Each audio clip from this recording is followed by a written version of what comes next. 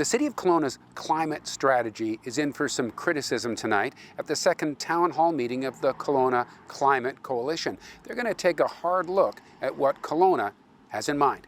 What we know is that the City of Kelowna cares about climate and climate strategy. They've got a climate and environment department, a very good head of that department that's thinking, I think, quite seriously about this as a problem, climate change, and what the city can do.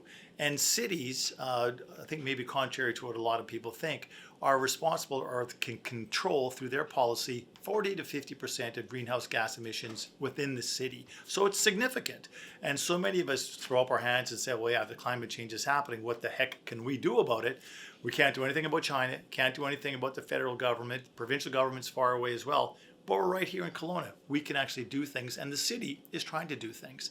But the city, like any municipal government, has to make decisions, and they have different pressures from them. So they have pressures from developers, they have pressures from residents, they have pressures from the province, all sort of influencing their decision-making process. So we have a climate department, which is coming through, hopefully with some really good ideas. This is what we should do. It moves forward into the city management. They look at that and they have to really think, because they're professionals, what are the consequences of these recommendations from the climate department? So then there's a consensus from the administration goes to city council, who then say, this is what the climate department said, the managers have said, staff has approved this, they recommend we support it, but then city council has to support it. So things can go, I'd say, sideways at any one of those steps. Right, but the strategy itself, you've had a look at it? Well, the strategy right now is broad. So they have focus areas, and the focus areas are important. They are on transportation. Probably 60% of greenhouse gas emissions come from transportation. Right. Land use, which is sort of tied into transportation, but other things like the size of the buildings, the skyscrapers, the kind of impact those have on urban heat islands. And then the other area is building and building codes. Right. So that's the broad brushstrokes of the strategy. The fine details are yet to be worked out and released. So really it's just being built. It's being built. It doesn't seem to have targets built in or anything like that. Not yet, but that's where I think we wanted to explain to people that care about this in the city. Number one is, don't throw your hands up and say, we can't do anything, because we can do something. We can do something at the local level. And we need to be, those of us that are concerned about this, have our demands told to city council and told to city management. This is what we want. We want steps that are really well articulated. Say, no fossil fuels in new builds, say by 2026 or 2027, not 2030 when the province is saying you got to do it, but let's do it a bit earlier. And then some metrics. How are you going to measure this? How are you going to enforce it? So it's not just platitude or empty words. These things need to happen. Do you have a so sense that's what this meeting's about. That the City of Kelowna will be listening to groups like They do listen. They do listen, but there's lots of groups. So for, in contrast to our group, you have other groups like the Urban Development Institute, for example. When the city management came through with a recommendation that all new builds have EV charging capacity, which many developers says this is a no-brainer. Of course you have to do this.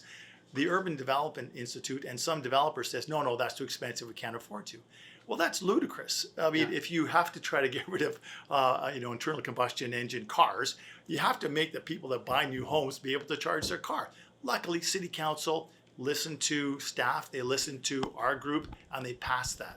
But nothing's guaranteed, let's put it that way.